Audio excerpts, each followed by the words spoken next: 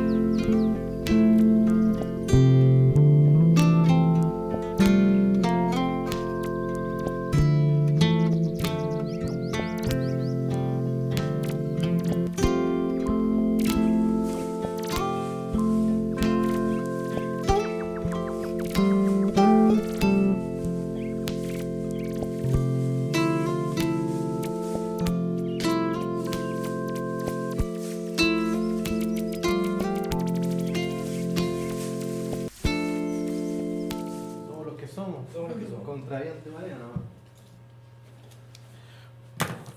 Bueno, gracias a todos los que asistieron hoy día. Este es el segundo coloquio de esta sesión de coloquios de microbiología aquí en la UDEC 2013. Y aunque estamos en familia, igual voy a presentar a Antonio. Es para el público online. Claro, es para el público online la presentación. Hoy nos acompaña el doctor Luis Antonio Cuevas. Él es biólogo marino de la Universidad de Concepción, obtuvo su título en 1999, es un bebé. Magíster en Oceanografía, también de la Universidad de Concepción, del 2004, y doctor en Biología de la Universidad de Bergen en Noruega, 2010. Llegó a trabajar al Fundap Copas, y ahí estuvo un periodo de tiempo corto cuando llegó acá a la Universidad de Concepción, y luego se trasladó con un proyecto postdoctoral al Centro de Ciencias Ambientales EULA. Dentro de sus áreas de interés están la interacción entre bacteria y fitoplancton, el ciclaje de materia orgánica disuelta por microorganismos y las tasas de grazing por protistas fototróficos.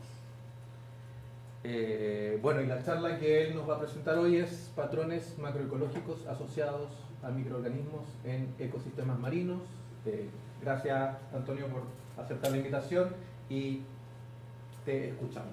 Ok, muchas gracias.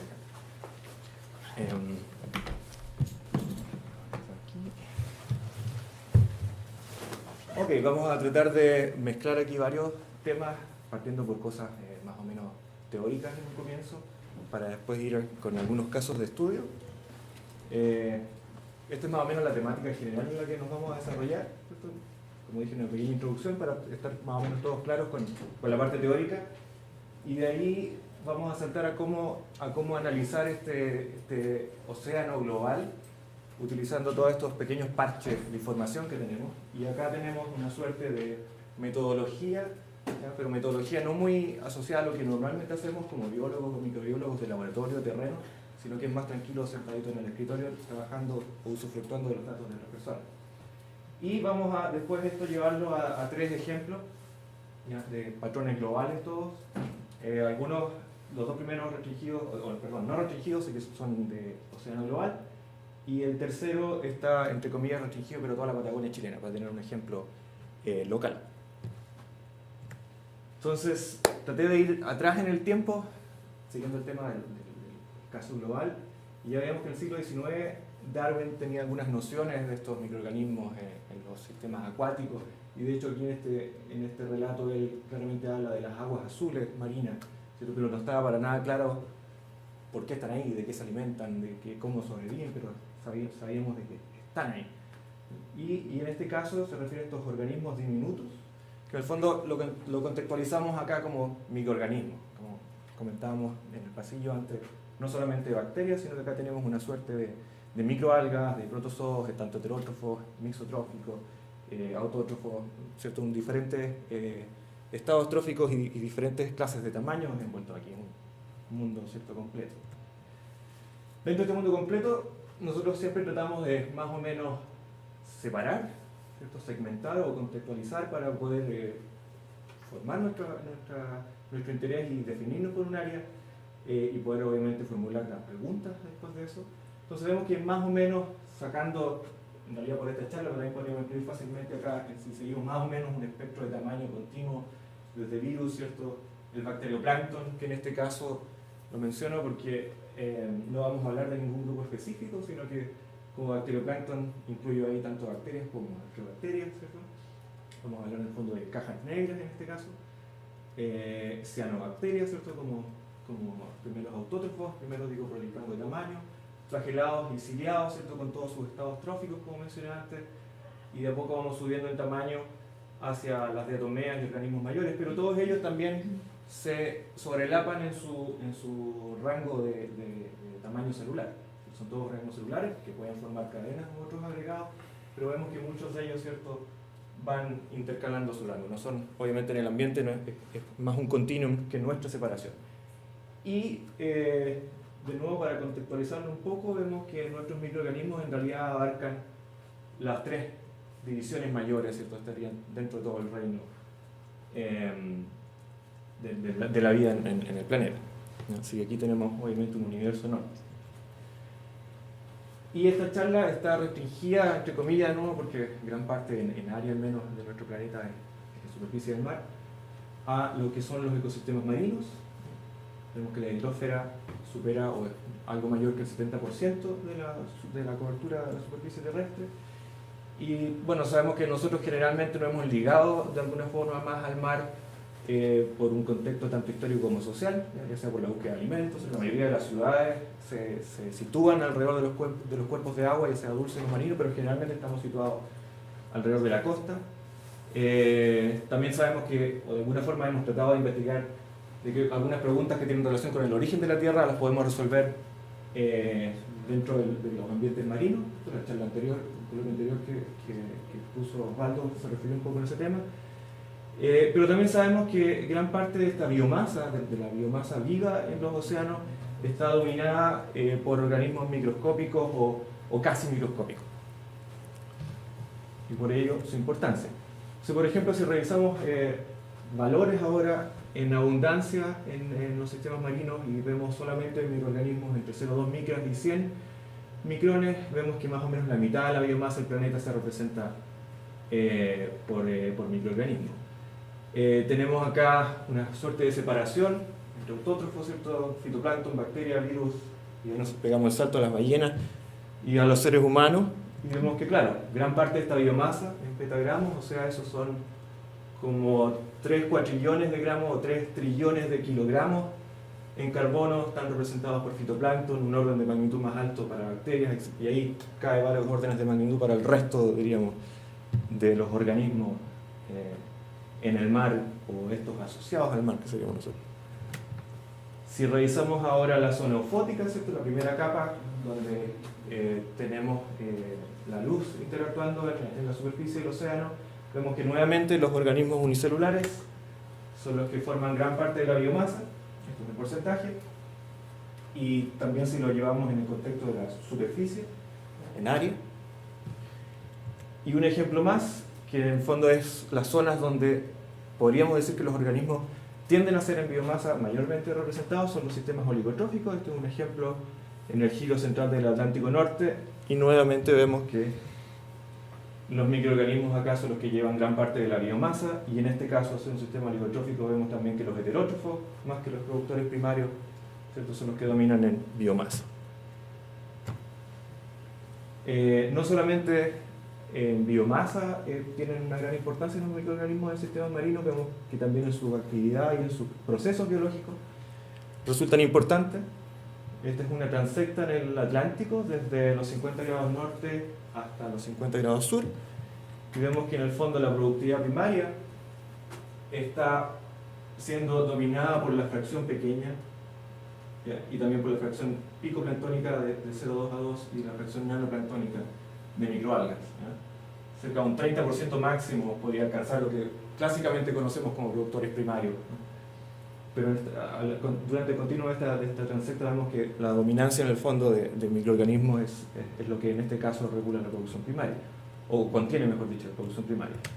De igual forma, si relacionamos la producción primaria a la respiración, que en el océano es mayoritariamente realizada por bacterias, la respiración bacteriana, vemos que en zonas o en áreas donde la producción primaria es más baja, la respiración tiende también a aumentarse. Vemos que en algunos sistemas, generalmente son sistemas oligotróficos, vemos que la respiración bacteriana incluso puede balancear o superar un poco la producción primaria, siendo obviamente procesos importantes en la columna de agua. Entonces tenemos una especie de mundo acá, no solamente con estos compartimentos, sino que también hay miles de interacciones y procesos que ocurren. Este es un ejemplo bien entretenido de más o menos lo que podía pasar, podemos colocarlo en un contexto de una gota de agua marina, donde vemos, ¿cierto?, que las bacterias que están ahí pueden estar incorporando los nutrientes disueltos, la materia orgánica disuelta. Algunos organismos mayores van a estar produciendo esta materia orgánica. Vemos acá la excreción, por ejemplo, del zooplancton, o la lisis viral, el sloppy fin, que en el fondo es el proceso de alimentación de los predadores sobre los organismos menores, que también liberan compuestos de distinto tipo a la columna de agua, la senescencia de las células, que libera, etcétera, distintas moléculas al ambiente, la formación de agregados, que forma también estos hotspots, donde las bacterias, protozoos, etcétera, ¿cierto?, van a tener estos procesos de remineralización. Entonces tenemos esta suerte de mundo dinámico en un volumen pequeño. Pero ¿de qué forma todas estas interacciones son posibles de representar? Para, en el fondo, de que lleguen a nuestro entendimiento. Traté de buscar un poco dos opciones bien extremas, que más o menos vemos el mismo mundo pero con distintos ángulos, que sería esta especie de versión expresionista, donde vemos todas estas interacciones, el hotspot, como las bacterias con los flagelados, interacciones, etcétera, etcétera, y protozoos. Pero también tenemos este otro tipo de sistema que es más o menos una visión cubista, ¿ya?, donde de nuevo utilizamos estos compartimentos, estas cajas, ¿ya?, sin saber qué hay dentro de las cajas. Sabemos que acá son minerales, nutrientes, perdón, bacterias, flagelados, diatomeas. Estos son, en el fondo es una trama trófica pero microbiana. Y lo interesante de este tipo de aproximación, que en el fondo la pregunta que nos hacemos cuando queremos utilizarla es ¿qué tanto este modelo podemos reducirlo, pero manteniendo su poder de predicción? Entonces, en el fondo, lo que quiero llegar acá es que es necesario realizar este tipo de compartimentos y estudio, entre comillas, de caja negra, para poder tener un entendimiento más global de los procesos involucrados. Obviamente aquí tratamos de mantener los procesos más dominantes para poder establecer las relaciones entre los compartimentos.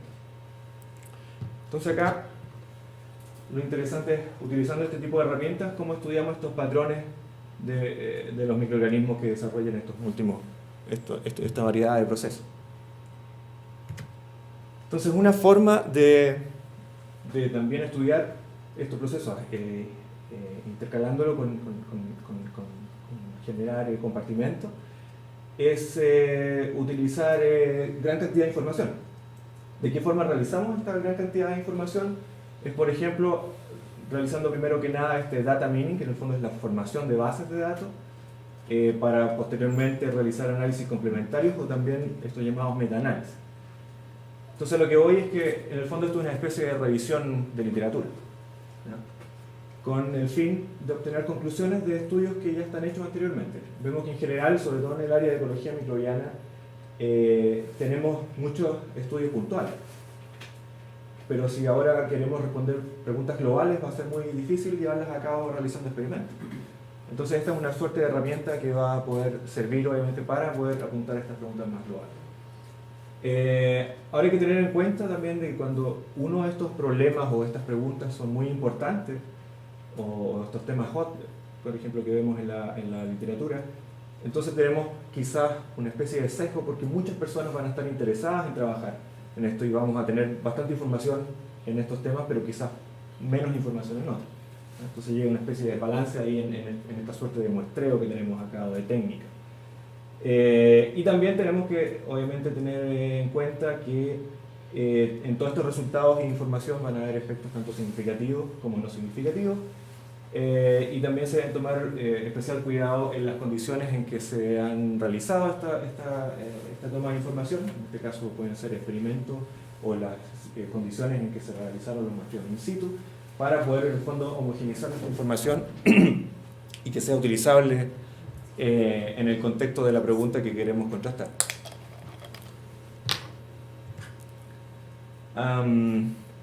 Entonces, como resumen, vemos que estos metaanálisis en el fondo es análisis de análisis previos, ¿no? O una revisión cuantitativa de la literatura, ¿cierto? Para poder llegar a estas conclusiones ya más macro.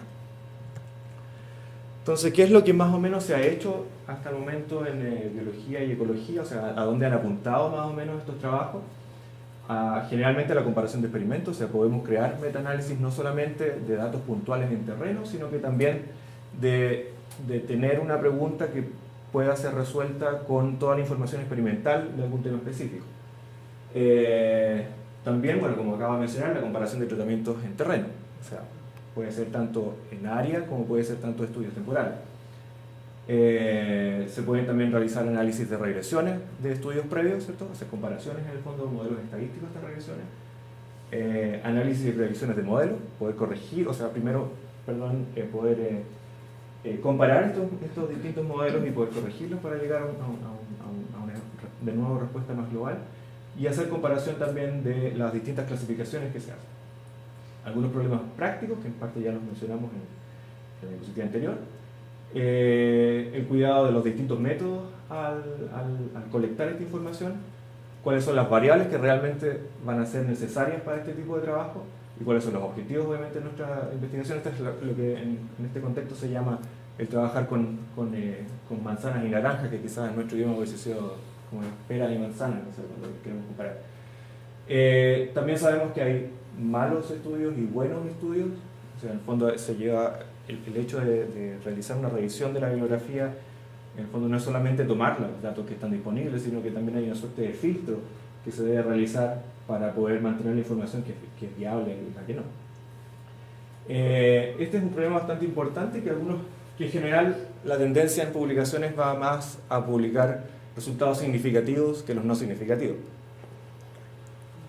Y eso obviamente puede llevar a un sesgo también en los resultados finales.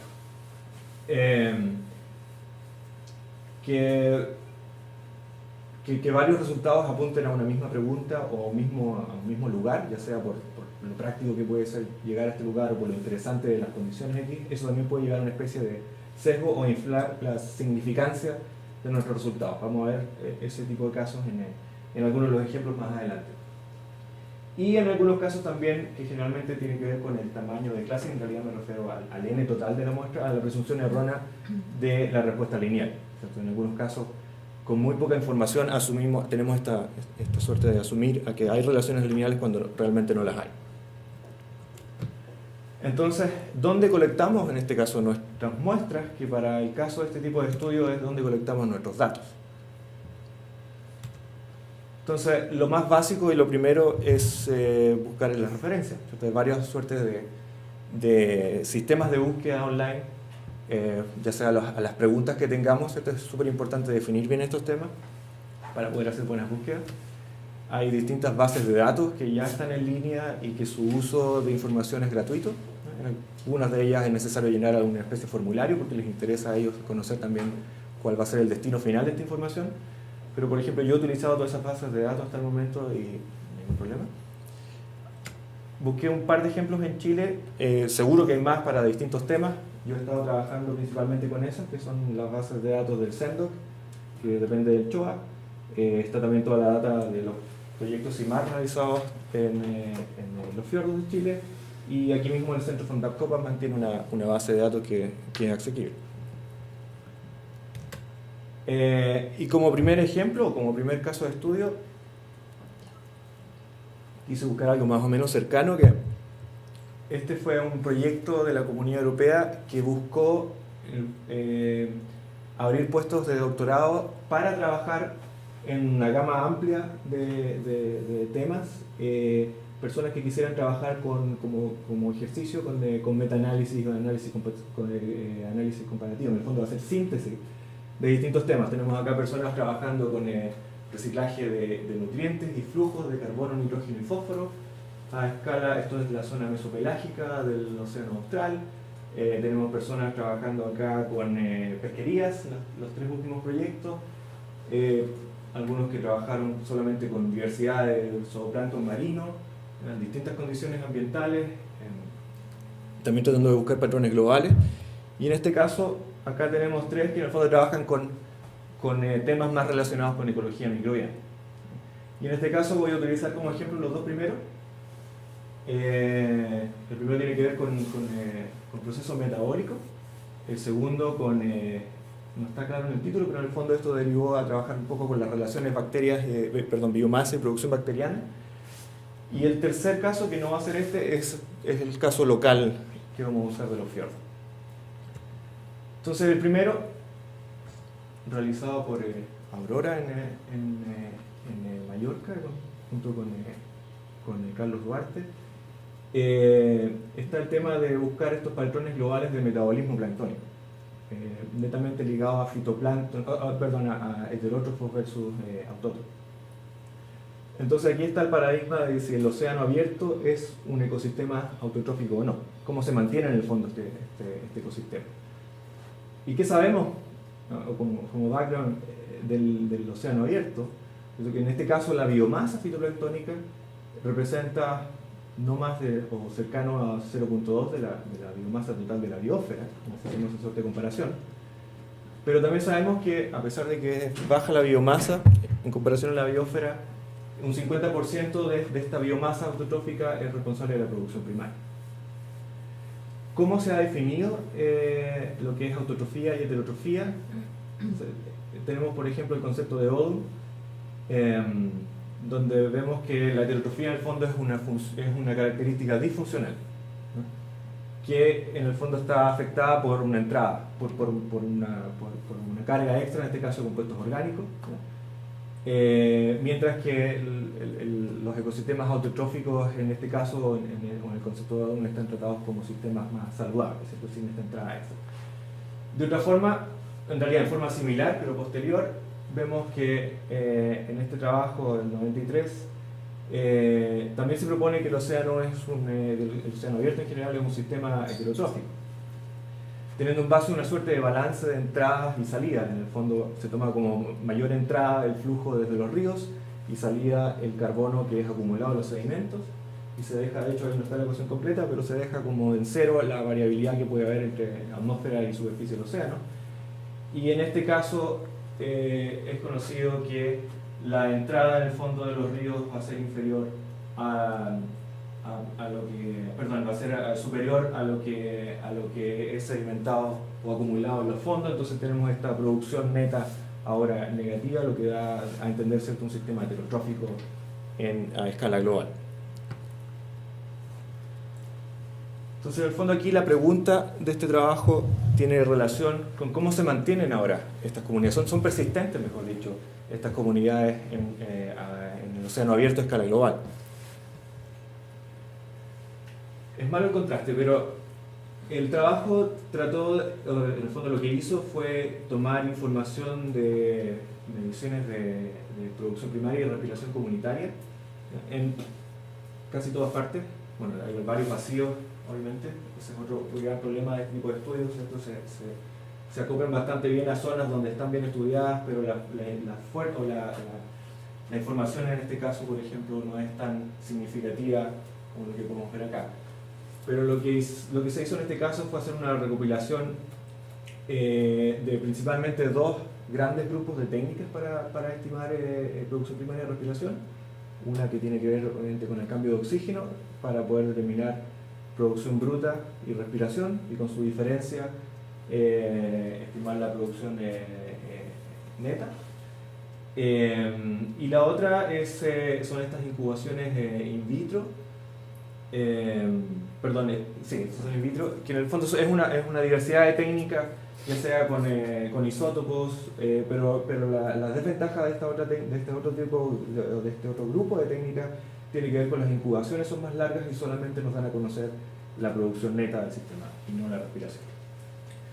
Pero juntando ambas informaciones, lo que se trató de hacer acá es dejar en rojo todos los sitios en los distintos océanos que son heterotróficos versus en azul los que son autotróficos. Y acá obviamente tenemos una especie de estimación de cuánto es el peso de esta información con todas las pares que se hicieron para las estimaciones volumétricas, es decir, discretas en la columna de agua, en perfiles, utilizando estas 1395 estaciones, pero como vemos esta distribución bien heterogénea, y que además a esta base de datos ya previa se le sumó la data de 72 publicaciones entre esos años, ¿no?, para tratar de fortalecer un poco el estudio y ver qué pasa a escala global. Entonces, en resumen, acá tenemos los distintos, como estos océanos abiertos, tenemos acá los distintos giros, el giro del Atlántico, tanto del norte como del sur, giro del Pacífico subtropical, tanto del norte como del sur, el giro subtropical del Océano Índico, y aparte tenemos el mar Mediterráneo, y generalmente en estos análisis lo tenemos, ya que está bien representados, hay numerosos estudios en esta zona. Entonces, bueno, vemos también acá el peso que puede tener cada una de estas áreas con los n de estimaciones para cada una de estas zonas oceánicas. Y vemos primero que nada que el número de las comunidades heterotróficas es más alto del 60%, tanto en el giro del Atlántico Norte como en el mar Mediterráneo. Y aparte de tener una proporción más alta de heterótrofos en estos sistemas, vemos que la proporción de la producción primaria bruta, la razón de la producción primaria bruta de la respiración es bastante menor a 1, ¿cierto? Cuando esta razón es menor a 1, sabemos que el sistema es heterotrófico, necesita entrada de sustrato. Entonces, primariamente sabemos ya que estos dos sistemas, estos dos ecosistemas, son componentes estables en heterotrofía. Si nos vamos ahora al siguiente grupo, donde cercano al 50%, en el fondo es la proporción de heterótrofos, tanto en el Atlántico Sur, en el giro Atlántico Sur, y en el giro del subtropical del Pacífico Norte. Vemos que ahora también estas razones, producción bruta y respiración, son menores a 1, pero en este caso las estimaciones discretas de producción primaria neta son positivas. Lo mencioné antes que las otras eran negativas, por eso nos dan también este balance heterotrófico versus este otro grupo, ¿cierto?, que tiene un balance heterotrófico pero no tan marcado por las estimaciones de producción primaria neta. Ahora, si juntamos la información de todos los giros subtropicales, tenemos acá el porcentaje de las comunidades heterotróficas nuevamente en profundidad. Entonces vemos nuevamente que gran parte, esto es 50%, es decir, más del 50% de la comunidad es heterotrófica. Vemos que bajo los 20-30 metros esto es totalmente heterotrófico, con algunas diferencias cercanas a la superficie, obviamente, con mayor porcentaje de organismos autótrofos. Y también si vemos las tasas de producción neta, vemos que estas tasas de producción neta son menores son bastante menores. Esto es el máximo 0,5, esto debe ser 0,05, lo que nos indica nuevamente esta persistencia de procesos heterotróficos en la columna de agua, también en todos los giros. Entonces, como resumen acá de qué ocurre en estos sistemas abiertos, el océano abierto, tenemos que en el fondo se sustentan estas comunidades heterotróficas en los giros del subtropical Atlántico Norte y del Mediterráneo, y estos ecosistemas heterotróficos podrían mantenerse también, ¿no?, de alguna forma en los giros tropicales del Atlántico Sur y Pacífico Norte. Ahora, esto es bastante importante cuando lo llevamos a las predicciones, ¿cierto? Si pensamos en las condiciones de calentamiento global, y sabemos que el calentamiento global nos lleva de alguna forma a reducir las tasas de producción primaria, a reducir la clorofila y a mantener en el fondo estas comunidades heterotróficas, sabemos obviamente inmediatamente de que el flujo de carbono entre la atmósfera y el océano, ¿cierto?, ya deja un poco el balance entre incorporación neta hacia el océano, y pasaríamos más a un escenario obviamente de flujo desde el océano hacia la atmósfera. Entonces tenemos acá zonas que ya son heterotróficas, y si las ponemos en un contexto de calentamiento global, ¿cierto?, sobre todo estas zonas que están ahí, podemos saber que son zonas ya susceptibles a este tipo de efectos de calentamiento global. Lo que nos queda todavía pendiente, o queda en este trabajo, pendiente, es un poco responder cuáles son las fuentes y también la magnitud de la materia alóctona que llega al sistema, o sea, que mantiene en el fondo el sistema. Para el caso del Atlántico, del giro subtropical del Atlántico, vemos que gran parte de esta entrada puede estar subsidiada por transporte eólico, sea del desierto de Sahara, por ejemplo. ¿Cuál es en este caso la contribución de la producción de carbono orgánico anoxigénica? Y cuáles son también las desviaciones de este estado estable del metabolismo en las comunidades oceánicas, o sea, en el fondo este cambio de autotrofía a heterotrofía. Pasando al segundo ejemplo, que tiene que ver ahora con estas relaciones de sustrato y producción biomasa. Vemos acá una especie de respuesta hipotética tanto de la biomasa bacteriana como la producción bacteriana frente a un gradiente de sustrato. ¿Cierto? Aumentamos el alimento, por decirlo de alguna forma, y tenemos estas alzas, pero que también están reguladas de alguna forma por los predadores, ¿no?, por el consumo, o cualquier tipo de mortalidad. En realidad esto también puede ser lisiviral. Si asumimos que parte de estos sustratos están directamente relacionados con la producción bacteriana, entonces podemos llevar esta relación a producción bacteriana y biomasa bacteriana. Y acá lo que nos va a interesar, obviamente, para saber cómo se regulan nuestras comunidades, va a ser conocer tanto la pendiente, sobre todo la pendiente, pero también el intersecto de esta relación. Entonces tenemos que, cuando puede existir una mayor variación de las tasas de crecimiento bacteriano, es decir, esto es producción bacteriana partido por biomasa, vamos a tener que el control es principalmente llevado por los sustratos, o también llamado el bottom-up. En este caso, ¿qué tan importante va a ser la entrada de nutrientes o de macronutrientes o de carbono? Y por otro lado, si tenemos una mayor variación en la biomasa o en la abundancia, podemos suponer, ¿cierto?, como lo vemos acá, que el mayor proceso de regulación va a ser la mortalidad, que puede ser dada por predación o por lice, y estos son los procesos top-down que vemos, ¿cierto?, desde arriba, entonces si pensamos en el consumo. Algunos estudios previos, este es un estudio hecho en el 90, que en realidad acá, bueno, no se nota muy bien, pero hay distintos sistemas acuáticos, no solamente marinos. Hay sistemas de agua dulce acá, hay algunos sistemas costeros, No hay sistemas o creo que es uno solo, en el fondo está muy poco representado la parte oceánica, pero sí hay un par de sistemas costeros, estuarios hay bastante ahí. Vemos de nuevo esta relación producción bacteriana y biomasa, y tenemos acá una pendiente cercana a 0,7, pero en realidad el rango completo, incluyendo otras publicaciones, puede ir de esta pendiente desde 0,3 a 0,7. Algunos modelos apuntan, ¿cierto?, a este punto 5, con una variación obviamente también de la pendiente. La idea acá es ver qué tanto en el fondo se aleja de esta relación 1 a 1, para ver qué tan balanceado está el sistema. En este caso, para contrarrestar con la información previa que había, se utilizaron también distintas bases de datos, y además sobre esas bases de datos se buscó información en 43 publicaciones. Hay una especie de apartado donde están detalladas obviamente las publicaciones, cuáles son desde el 80 al 2007. Para conectar finalmente un poco más de 3.000 datos pareados de biomasa y de producción, las que además están acompañadas de información de clorofila y productividad para ver un poco el estado trófico también en el que nos encontramos, no solamente biomasa y producción. Algunos criterios de selección que se utilizaron en este caso: se excluyeron todos los datos que eran únicos, obviamente, se utilizaron perfiles completos. En algunos casos se tomó información del reporte, entonces aquí era importante conocer los métodos para poder en el fondo estandarizar la técnica. Todos estos datos están en la parte superficial, ¿cierto? Zona eufótica, agua oxigenada, aquí no hay zona mínima de oxígeno, generalmente sobre 100 metros.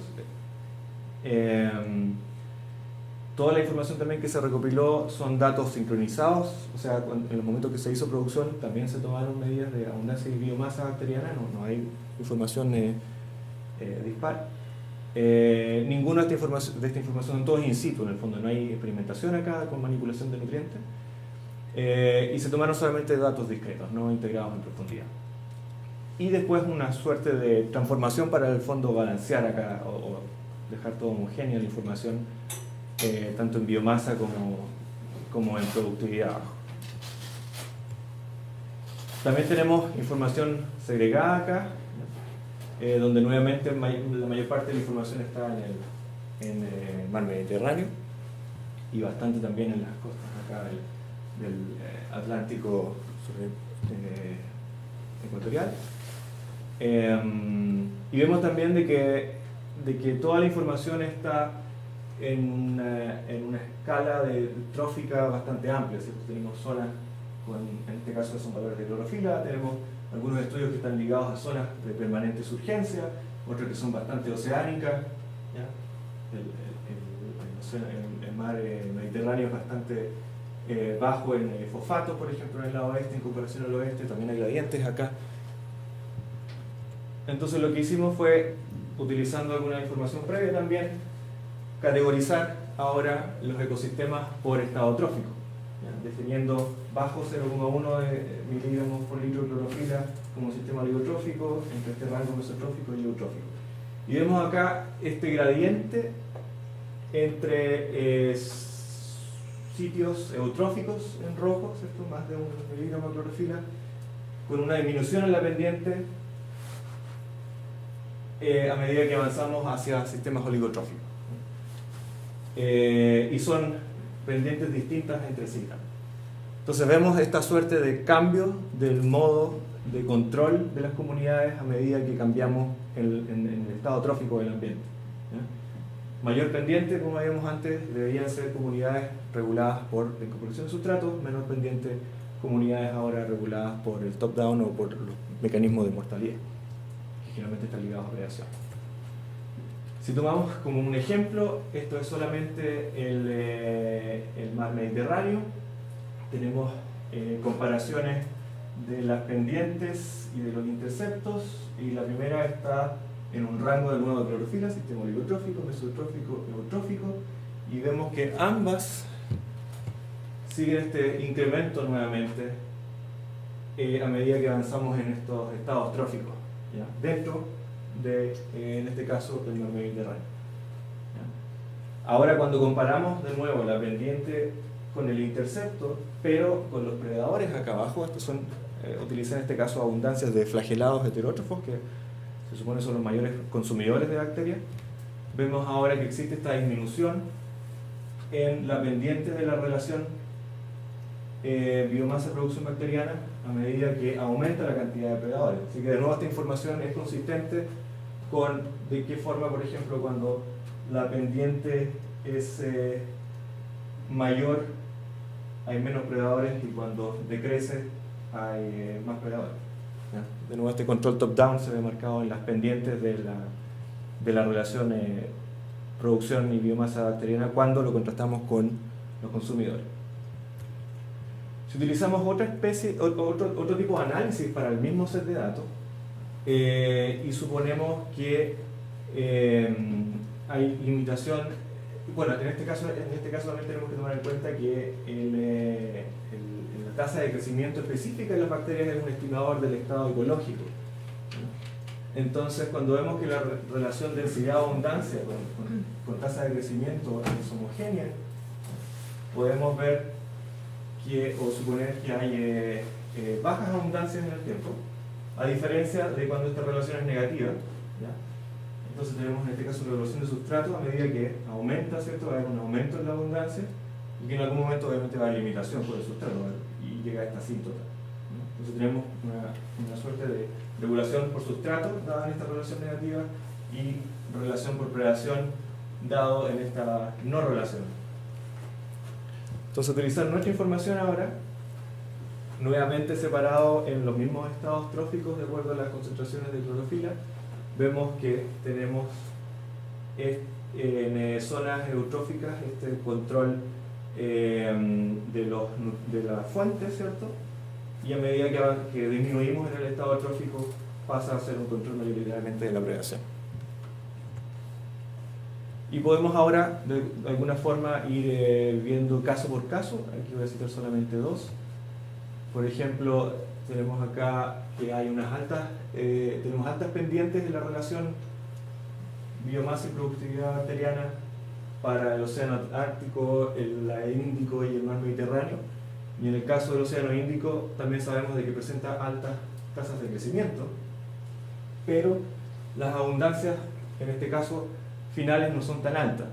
Entonces, en este caso, tomando los tres factores, podemos esperar que la limitación de sustrato es importante para el océano Índico, ahora a escala ya un poco más local, entre comillas. Si vemos ahora otro ejemplo para el océano Atlántico, en este caso la pendiente es baja, entonces podemos asumir otro tipo de control. También hay baja en las tasas de crecimiento, que veíamos en la segunda relación, y estas abundancias son altas, pero igual son menores a lo que llamamos más o menos un número alto o normal en abundancia bacteriana. Entonces tenemos que en este caso las bacterias deberían estar limitadas por los predadores para el océano Atlántico. Y por último, este ejemplo local, pero ahora también referido a patrones macroecológicos, utilizando la información de los cruceros CIMAR, que han logrado cubrir toda el área de la Patagonia chilena, desde los 41,5 más o menos hasta los 55 grados de latitud sur.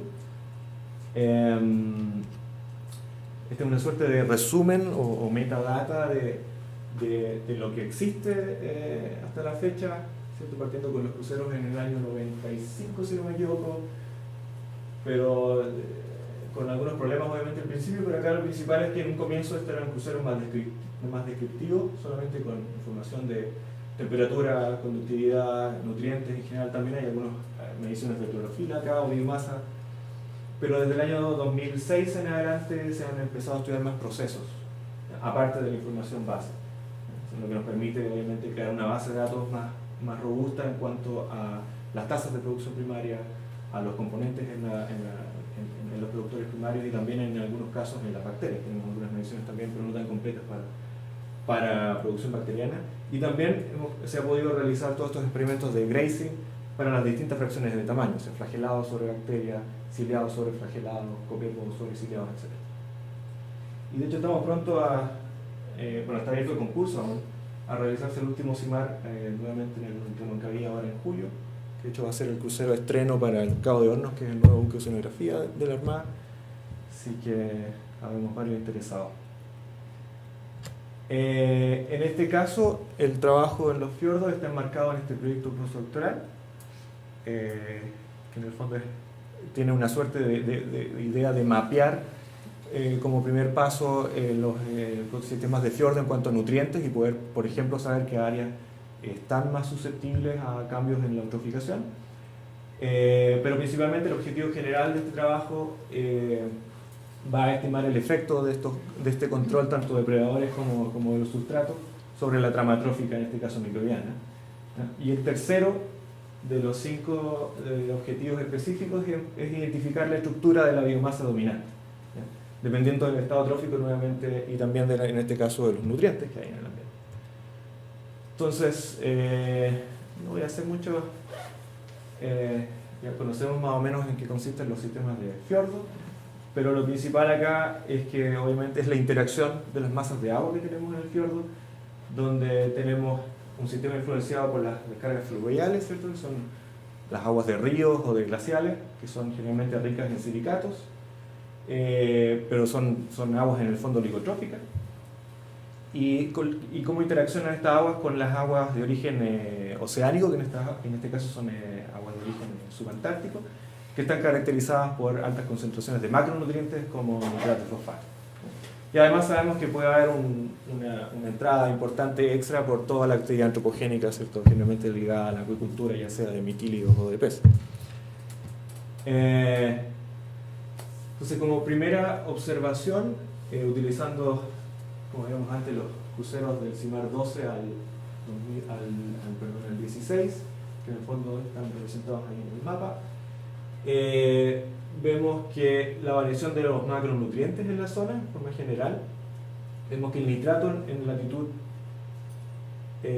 disminuye una suerte de un orden de magnitud, ¿no? Desde los 42 a los 55 grados, y el silicato en este caso presenta una marcada diferencia, disminuyendo cerca de 2 órdenes de magnitud, desde norte a sur en este caso. ¿Ya? Eso es bueno mantenerlo en mente para lo que viene más adelante. Entonces, lo primero que tratamos de hacer acá es ver cuál es la estructura de la comunidad autotrófica, en este caso fitoplancton en distintas clases de tamaño, ¿cierto? Picofitoplancton, nanofitoplancton, microfitoplancton, y lo estamos representando acá en su concentración total versus la concentración de la clorofila fraccionada. Entonces tenemos, bueno, obviamente es un área bastante amplia. En este caso también se usaron solamente información en la capa eufótica y es solamente información en las primaveras, en los muestreos de primavera, para hacer un poco más comparativo. Pero aún así vemos que el rango de variabilidad completa alcanza 4 órdenes de magnitud. Pero lo interesante acá es poder definir algunos límites que nos da este análisis. Y en este caso tenemos que cuando tenemos concentraciones cercanas a 2 miligramos de clorofila por litro, podemos más o menos diferenciar esta estructura de las comunidades fitoplanctónicas, donde en general cuando tenemos más de 2 miligramos, esto está mal, esto es por litro, gramos de clorofila por litro, domina el microfitoplancton, ¿no? Y en este caso también el nanofitoplancton es dominante sobre el picofitoplancton, ¿no? Y el picofitoplancton en este caso llega a una especie de asíntota o un máximo cuando la concentración total es 2, ¿no? Manteniendo niveles para el picofitoplancton de 1 a 2 miligramos de clorofila por litro. El análisis siguiente tiene que ver con las distintas proporciones de la estructura de la comunidad fitoplanctónica, y también quiere hacer una suerte de análisis con el efecto de la temperatura, porque en el fondo está llevado a las tasas de crecimiento, pero cómo la temperatura afecta en el fondo la proporción también de las distintas fracciones fitoplanctónicas. Entonces vemos acá que, por ejemplo, si observamos la fracción grande, la fracción microfitoplanctónica, vemos que sobre un 75% de la clorofila total está representada por esta fracción grande cuando son aguas más productivas. Cuando si vamos acá sobre los 10, un poco menos quizás, pero cercano a los 10 microgramos de clorofila total, nos dan valores del microfitoplancton de proporciones mucho más altas, ¿ya? Y generalmente esto está asociado, este análisis en realidad no está muy claro, a aguas más cálidas versus las aguas más frías y temperadas, ¿ya? En forma contraria, tenemos que el pico fitoplancton está mayormente representado cuando la clorofila total es menor a 2 miligramos, como lo vimos antes. Y para ambas fracciones menores vemos que el análisis con la temperatura en realidad no tiene mucho peso. Entonces tenemos que en el fondo la estructura de tamaños del fitoplancton parece de alguna forma independiente de la temperatura, pero varía con la biomasa fitoplanctónica total, o sea, en el fondo con el estado trófico. Si ahora vemos la misma suerte de fracciones de tamaño, pero ahora con la razón silicato-nitrato, en el fondo una razón silicato-nitrato menor a 1 nos va a decir que son aguas con mayor carga de agua marina, agua oceánica, y por el contrario, cuando esta razón es mayor a 1, cuando mayor silicato son aguas de origen terrestre, de descargas fluviales. Vemos que en estas áreas con altas concentraciones de nitrato, más que las de silicato, favorecen ya al microfitoplancton, y en forma contraria, ¿cierto? Cuando las concentraciones de silicato son más altas, ¿cierto? Una razón inversa, el pico fitoplancton, pero ahora con una gran variabilidad, vemos que tiende a dominar. ¿Ya? Entonces vemos que los macronutrientes en este caso estimulan en forma diferenciada la estructura de la comunidad fitoplanctónica. Entonces, como resumen para la zona esta de la Patagonia, vemos que la disponibilidad de sustratos, en el fondo la razón está silicato-nitrato, y tanto la concentración de clorofila, a diferencia de la importancia de la temperatura, son factores importantes que explican la dominancia en las clases de tamaño. En el fondo esto nos lleva a pensar de que los efectos de eutroficación antropogénica pueden tener una mayor importancia en el cambio de las estructuras, más que, por ejemplo, algún proceso de cambio global en esta zona. A pesar de que sabemos que para las costas chilenas, sobre todo al sur, no se espera un calentamiento, sino que una mantención, o que se mantenga la temperatura fría en el fondo, pero bajo efectos locales de temperatura podríamos pensar que en el fondo el efecto local de eutroficación puede ser más fuerte en el cambio de estructura. Y hay bastantes otros efectos aún que están por ser llevados en este análisis, que es ver ahora cuál es el efecto de la estratificación, que es muy importante en la estructura de la comunidad fitoplanctónica, obviamente la disponibilidad de luz, y falta agregar el control de los predadores. Ok, sencillamente es para representar, ¿cierto?, que utilizando todos estos pequeños trozos de distinto color, tratamos de alguna forma de formar estos patrones, ¿no?, para poder tener esta imagen global que sigue siendo clara. Aquí deberían faltar algunos, no encontré ninguna figura donde faltaran también piezas para que fuera mejor el ejemplo. Bueno, finalmente agradecer al laboratorio donde ahora estoy realizando mi proyecto postdoctoral, el LAFE en el centro de EULE, el proyecto Fondenship, que financia obviamente esta última investigación, el grupo en Noruega, donde parte de uno de los análisis se realizó, la variabilidad de biomasa y producción bacteriana. Estos 4 investigadores, que en el fondo son los que alimentan la data, toda la data de heterótrofos y grazing viene de Cristian Vargas en el EULA, todos los datos de nutrientes de los CIMAR todos pertenecen a Nelson Silva, José Luis Iriarte y Humberto González tienen toda la parte de autótrofos, tanto biomasas como producción.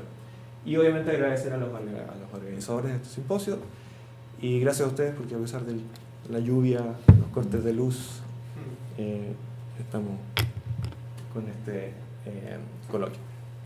Eso es.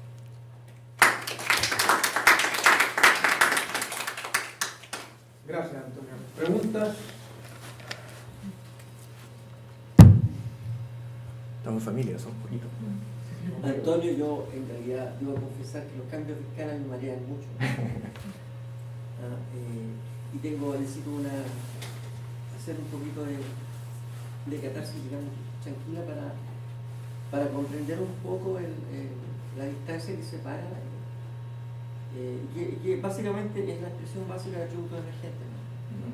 Desde que cuando tú ensayas un cultivo en un laboratorio, se supone que tienes bacterias, y después te metes al mar con esa enfermedad, y piensas ilusamente, casi ingenuamente, hay que hacerlo así, ¿no? Entonces uno no se vuelve loco. Que algo de lo que pasa en el laboratorio te sirve para explicar lo que pasa allá afuera. ¿Cómo ves ese cambio de escala? ¿Cuáles son las grandes restricciones que tú... Bueno, parte de las grandes restricciones las comentamos un poco en los cuidados de selección en el fondo de la información, acá, como los estudios buenos y los estudios malos, o el sesgo que puede haber cuando un tema es demasiado hot o un área de selección importante y se van todos a trabajar ahí. Obviamente por eso el título trataba de alguna forma de mostrar esto de macroecología con microorganismos, o sea, estamos desde, no sé, desde la nada, dando un paso enorme, saltándonos toda una cara para llegar a los procesos globales en el fondo. El balance es ese imagen global de tu mar microbiano, ¿cómo lo ves tú? A eso quiero ir, en el fondo, todo este tipo de análisis, primero que nada, se enfocan en teorías conocidas, en teorías relativamente probadas, sin teoría, pero que tienen un ácido ecológico en este fondo fuerte. Entonces lo que falta aquí es el apoyo de datos, ¿no? Que en este caso son datos ecológicos microbianos. Pero mira, hay una duda de ignorante que yo tengo. ¿Cuáles de los conceptos fundamentales de la ecología teórica general no son aplicables? O si se hacen, hay que hacer un montón de supuestos para hacer, digamos, aproximar a la ecología microbiana. ¿Qué es especial dentro de la ecología microbiana? ¿O cuál es el vacío conceptual que tú ubicas ahí que todo está resuelto? Bueno, en este caso estos trabajos no son nuevos, o sea, voy a que en muchos otros campos de la ecología se hacen metaanálisis y análisis comparativo. Yo creo que en general tenemos ese sesgo que bien lo estás preguntando ahora y analizando, de cómo estamos haciendo este paso tan amplio de pasar de micro a macro, a ver patrones globales solamente con microorganismos. Pero lo mismo lo podemos hacer con elefantes, y lo mismo lo podemos hacer con los elefantes junto con las bacterias y todo el rango de organismos. Mira, a mí se me produce un problema en la fisiología, porque en realidad, claro, el esquema clásico de producto primario, autotrófico o heterotrófico, al llevarlo a escala microbiana eso es sobrepasado.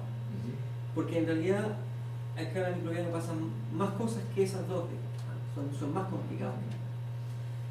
La convencional simétrica es bueno, que el metabolito que nosotros llamamos quimio-organotrófico, que es un microbio que toma carbono como fuente de carbono y carbono orgánico, quiero decir, ¿no? Y hace reacciones redox como obtención de energía, que es lo que tradicionalmente llamamos heterótrofo. Es una de las posibilidades. También está el otro, el autótrofo, que tiene dos versiones. O sea, una versión que es dependiente de la luz, que es el metabolito fotolitotrófico, pero otro que no es dependiente de la luz, que también es autotrófico, que es litotrófico. Pero aparte de eso hay otro, que más es todavía monstruoso, que es el fotoorganotrófico. Es decir, bacterias que, pudiendo hacer fotosíntesis, utilizan la luz como fuente de energía, pero no hacen el ciclo de Calvin, no fijan CO2. Porque si ven una molécula cariñosa, glucosa armada fuera, esta cuestión está armada fuera, entonces es barato incorporarla, es mucho más barato incorporarla que hacer el ciclo completo. Entonces, la fuente de carbono sigue siendo orgánica, teóricamente heterótrofo, pero desde el punto de vista de su energética sigue siendo autótrofo, porque está usando la luz como fuente de energía. Entonces, en este balance de esos dos grupos, ¿cómo se engranan? Digamos, cuando tú dices heterótrofo, ¿qué quieres decir? Okay. No, en este caso no se engrana. Yo me atrevo a decir que no se engrana. ¿No están todavía...?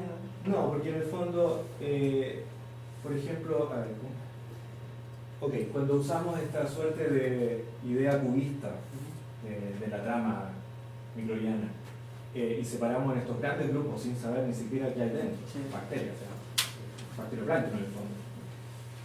Y después tiene flagellados, otro universo, etcétera, etcétera. Entonces, en el fondo, estos modelos, como comentaba, la idea es acá, ¿cuánto puedo reducir del mundo real para poder estudiarlo sin perder la fuerza de predicción de este modelo. Entonces, la idea acá es tratar de buscar los flujos en el fondo dominantes de cierto ecosistema. En general, muchos de estos estudios, por lo menos los que mostré yo acá, son en la zona fótica, Claro, arriba. son a veces solamente en superficie, son medios acotados en ese sentido. ¿Y extrapolas hacia el fondo como integral? ¿O no se hace? Tratamos de usar, de hecho había una tabla ahí, no expliqué con mucho detalle, donde puedes comparar ahí las tasas de producción primaria tanto discretas como también las integrales. Ya. Y también se podría hacer para la producción Claro, bacteriana, claro. pero de nuevo, producción bacteriana, Claro. no hay cuanto a la construcción de las arqueas entre medio, Claro. no, está todo ahí. Entonces, la idea acá es dejar los procesos dominantes con los grupos dominantes para poder tratar de explicar los flujos dominantes del ecosistema como un todo. Porque es muy cierto, o sea, aquí me estoy saltando miles de procesos, están los dos más básicos, en el fondo básicos por teoría, por bibliografía, se podría decir. Pero sabemos de que en ciertos ambientes este tipo de análisis no va a resultar. Claro, yo entiendo que es un esfuerzo para integrarlo, ¿no? Y quizás tratando de buscar una especie de homólogo, podríamos compararlo con la sonografía satelital. Que toma estas imágenes, ¿cierto?, con píxeles de 500 por 500 kilómetros. Pero lo que pasa dentro de estos 500 kilómetros es enorme, es otro mundo. Claro. Estamos De otra bien afuera. Sí, en realidad es una aproximación. A mí me impresiona porque en realidad cuando tú te metes al mundo a escala microorganismos y después tratas de poner muchos juntos a escala masiva, ¿no? Y ves cómo atributos emergentes aparecen, cosas que no hacían cuando eran pocos, sí las hacen cuando hay muchos. Entonces, ya el cambio de densidad mismo ya es un factor endógeno bien complicado, porque los microorganismos se saben que cuando hay baja densidad son, digamos, genómicamente el mismo microorganismo, su se llama Mari, siempre, pero desde el punto de vista de la transcriptómica, de su función, se producen fenómenos de regulación muy potentes cuando hay muchos microbios juntos que producen moléculas de señalización que abren y cierran genes, y en el fondo esa biomasa acumulada, que son un recuento alto para nosotros, son 10 elevado a 9 células por ml, en el mar cuando al máximo 6, claro, y por litro 9, ¿cierto?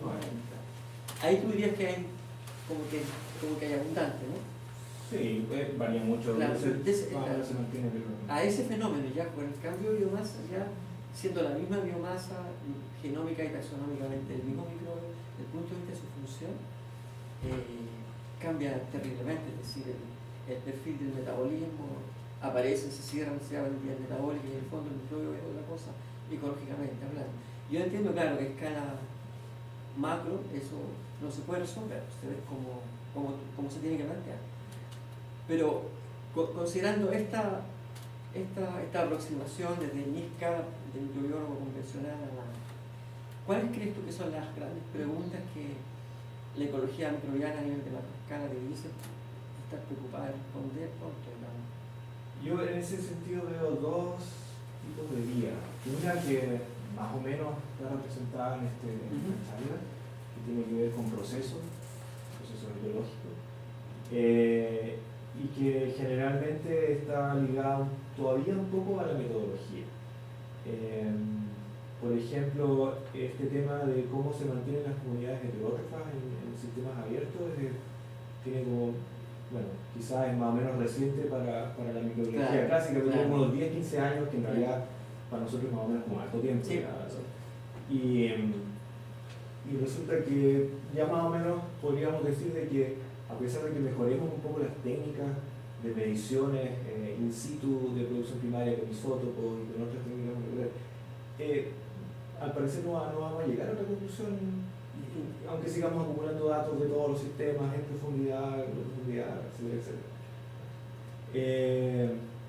Entonces, quizás el camino no va por el lado metodológico, pero sí va por ver, por ejemplo, qué preguntas,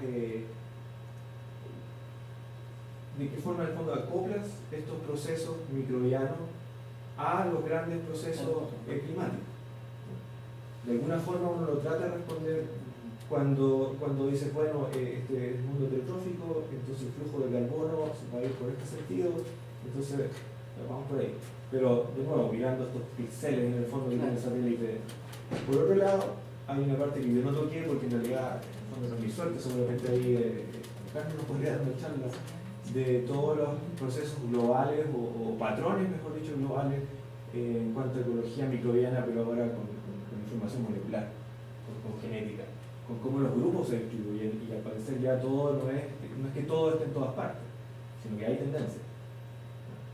Sí, claro, los componentes de diversidad parece que son... Exacto, pero hace un par de años atrás teníamos este paradigma de que al parecer todo está en todas partes. Y que en todas partes donde yo Lo que parece ser que no, o sea, desde el punto de vista taxonómico no, pero a lo mejor funcional sí. Ya, exacto, sí. O sea, distintas funciones, esas funciones desempeñadas por distintos grupos, y desde el punto de vista ecológico es lo mismo, o sea, se ve como equivalente. Estoy seguro que ya hay cierta información sobre el tipo de procesos fisiológicos o metabólicos en el fondo ligado a patrones. Sí, yo creo que el reto aquí, Antonio, cuando uno se infiltra y se contamina con la biología molecular, pierde la perspectiva del entorno y del... Porque hay tributos emergentes que un microbio tenga un gen, no significa nada, si no lo está expresando. Ahora, si lo está expresando tampoco significa nada si hay modificaciones transcripcionales, si la proteína encima no es funcional, y tampoco significa nada si de eso hay muy poco. Y en realidad cuando uno hace la diversidad de esto hay grupos dominantes que son pocos taxas en total, y hay miles de funciones, o quiero decir, grupos taxonómicos que son grupos semillas. Pero juntando eso, pues más o menos la perspectiva de este tipo de estudios, yo creo que perfectamente puedes estudiar la potencialidad de... Sí, el fondo este modelo te permite predecir cuando cuando sabes que están las condiciones. No sé, ahí yo creo que hay un gap, es típico de la interfase, ¿no? Entre los niveles de resolución molecular y biológico hay una interfase complicada. Que hay que ser buen biólogo molecular y al mismo tiempo buen ecólogo, es como ser buen zapatero, buen maquinista, ¿no? Yo de hecho me veo ahí entre medio, yo creo que no soy medio raro, pero ni chicha ni ninguna, no soy microbiólogo per se, yo he hecho, y tampoco soy ecólogo, pero ahí falta, sí, lo que creo que nos falta es tiempo.